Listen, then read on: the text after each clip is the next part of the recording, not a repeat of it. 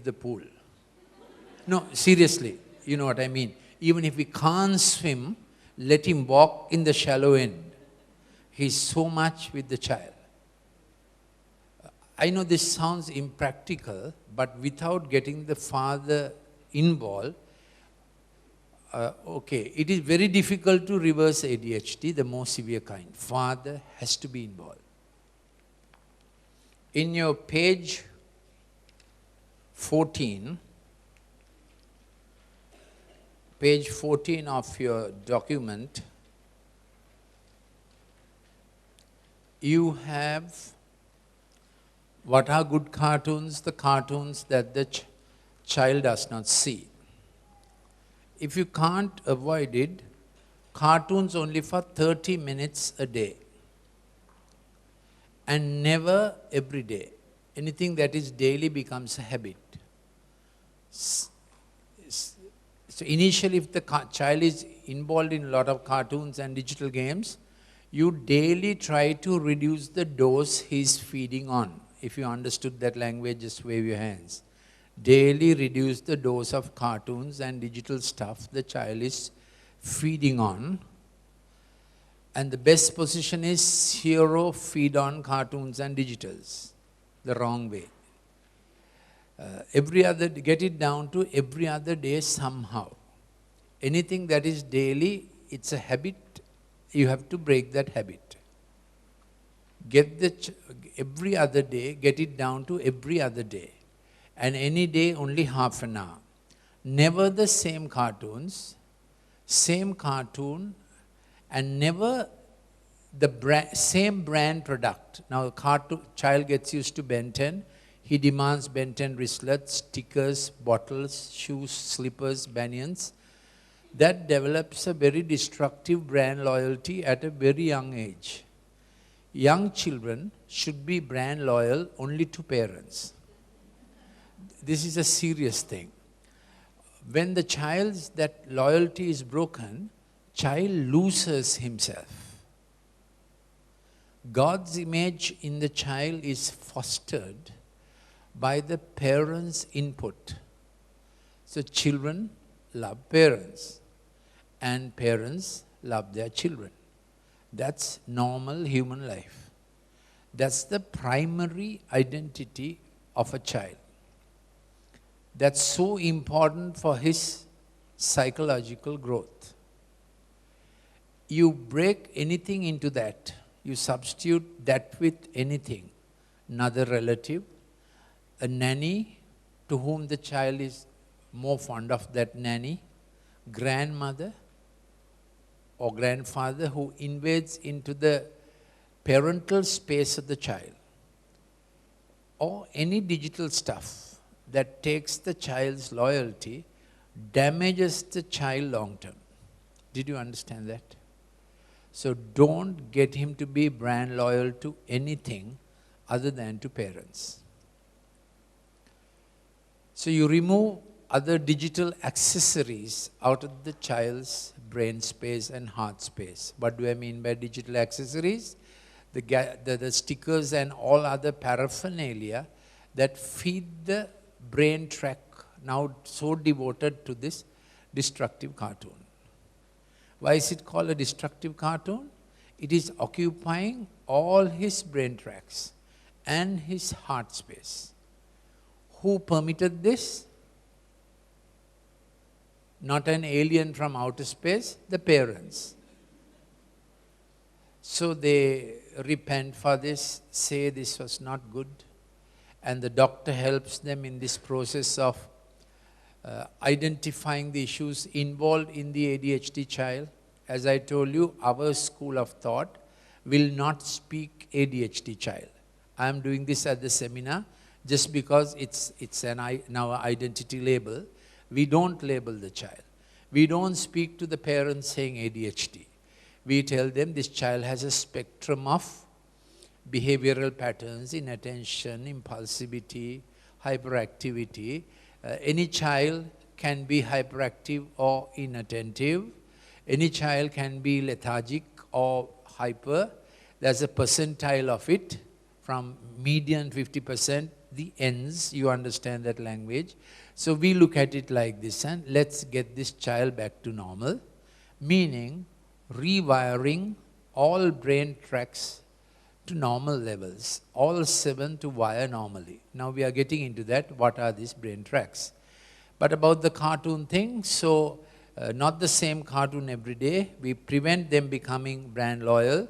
No violent or spooky cartoons. Increasingly, cartoons have zombies, people coming back from death to life. So what is the digital dose? Brain is neural and chemical.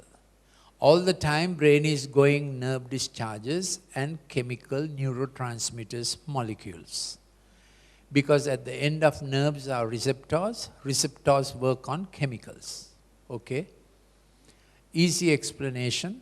C2H5OH, alcohol, inhibits GABA, gamma-aminobenzoic acid. GABA says inhibits the person, meaning behave properly. Don't laugh too much. Don't try songs that you don't know the pitch. You laugh too much, you are loud too much. That chemical keeps you quiet. Alcohol goes and blocks that chemical. What do you do then? You are loud without knowing. You are never a singer, you try to sing. That's what alcohol does. Similarly, these chemicals have very distinct ways of working.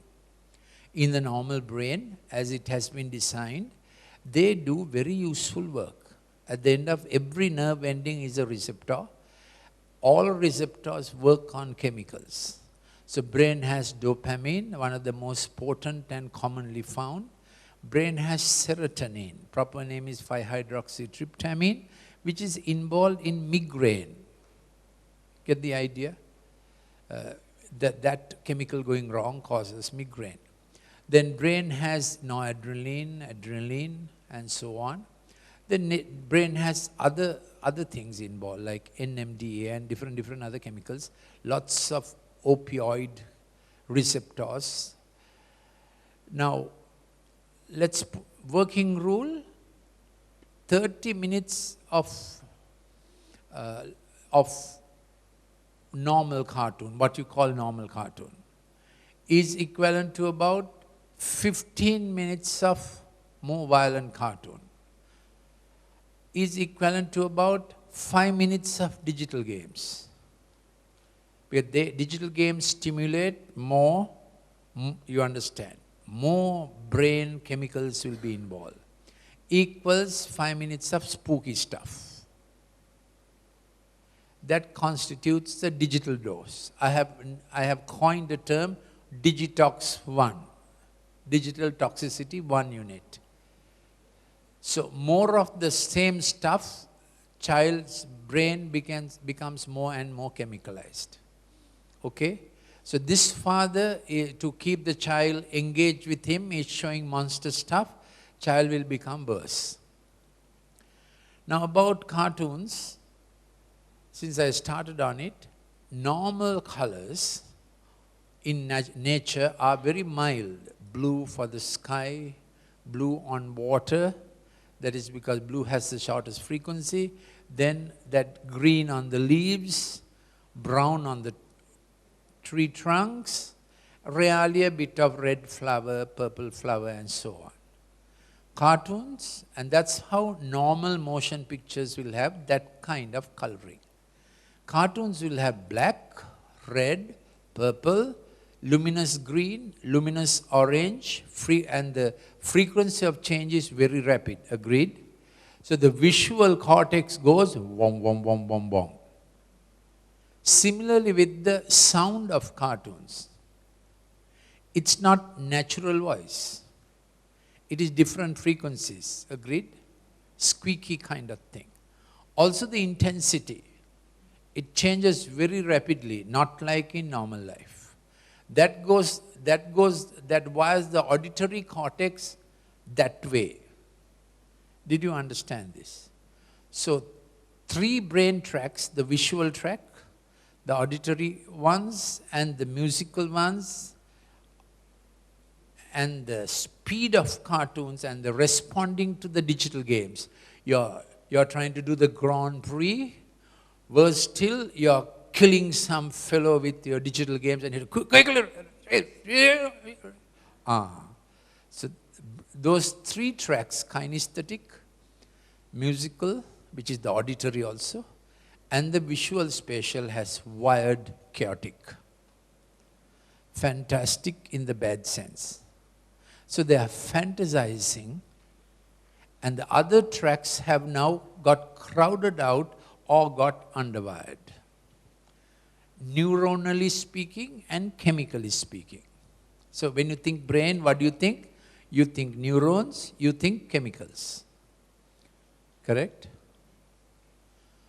So that is about why this child, according to the question, has gone so intoxicated, digitally speaking. The digital input does the brain tracks wrong neuronally, nerve-wise, and the brain tracks wrong chemically, chemical molecules. Okay. So what should we do with a child like this?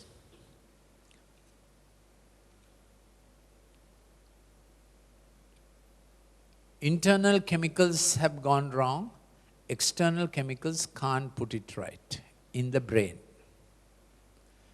External chemicals can put it right when specific receptors can be targeted with specific drugs, as we do in treating hypertension.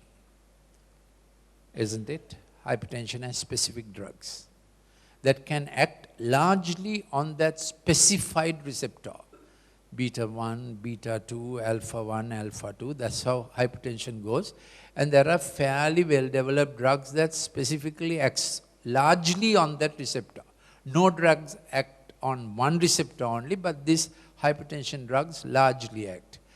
But if you try to target the brain and the chemicals there, no drug has been developed to target just one receptor in the brain in one area. To give you an example, when you think of love, you have just found your ideal love partner, ideal life partner.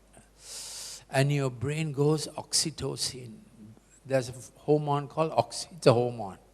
The same hormone that gets increased when the child is about to be born, acting on the uterus, hormone called oxytocin. That floods the brain when you have found your ideal life partner. And from your heart, you're giving love. And the brain says, grand idea. Then dopamine is the strongest positive neurochemical transmitter in the brain. You get a surge of dopamine. You will say, I'll give my life for her. I lay down my life, I'll do anything. Says, who said that? Dopamine said that. Then, of course, it begins in the heart, Now heart is motivating the brain. That's how it should be. Then serotonin comes and gives quick impulses to do the good things. Go, get her a rose. Go, get her some chocolates, Serotonin, can you see what I'm doing? Serotonin discharges like that. Now, unfortunately, if love turns toxic, I'm using the language of Dr. Caroline Leaf with a little bit more turned towards the digital problem. Now, when love grows toxic, same dopamine says, she didn't return your love the way you gave her love. And he betrayed you. Imagine a lady's brain working. And dopamine goes all energized now in the opposite direction. Because dopamine has no morals. Tell your neighbor, dopamine is a chemical molecule. Did you tell your neighbor that? Dopamine is a chemical molecule. It'll energize love, or it'll energize toxic love, or it'll energize lust. Now you understand why pornography